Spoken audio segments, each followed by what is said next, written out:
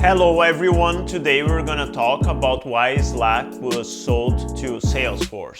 Let's unpack it. In this interview, Stuart Butterfield talks about the acquisition of Slack by Salesforce. This is a really unique combination, and we believe we can accomplish in the next 5 years what might have taken us 20 years to do otherwise. When Brett and I were talking, this will sound a little cheesy maybe, but we talked about the opportunity for something that's 1 + 1 = 7.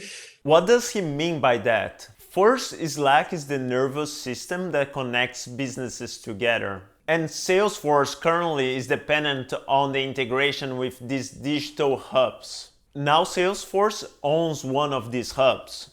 Second, Slack adoption was a bottoms-up product-led adoption that focused primarily on big enterprise accounts. This acquisition reminds me of MuleSoft acquisition by Salesforce in 2018. At the time, MuleSoft was heavily criticized by analysts. But since then, it was a huge hit, showing Salesforce's ability to cross-sell different products to their huge enterprise base. So clearly Slack was a great buy by Salesforce. But why did Slack sell? Even though Slack could fast forward their sales, they would be losing their autonomy and culture. Slack was willing to sell because Microsoft Teams had damaged their business. This chart from data of their Q3 earnings says it all. Slack growth with large customers is slowing dramatically. Not only that, Microsoft Teams was eating through their most loyal customer base, startups.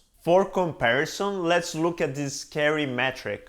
Teams announced that they had 150 million daily active users, while Slack hasn't released their DAUs since last October when they had 12 million daily active users. That's a 10x difference. Due to COVID, most of the remote first companies have seen huge growth. Zoom, for example, saw their growth increase from 80 to 300%. Slack, in comparison, only saw its growth increase from 25 to 35% year over year. That's very short compared to companies like Zoom. Why did that happen? Microsoft offers a bundle with Teams for no additional charge for companies that already pay for Microsoft 365. Microsoft ate Slack's lunch. This changes the decision calculus for a lot of large businesses.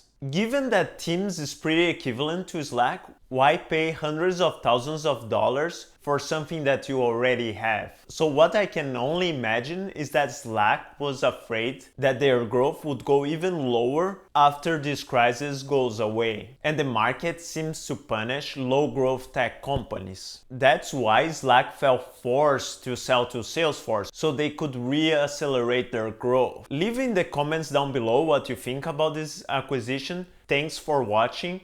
Bye.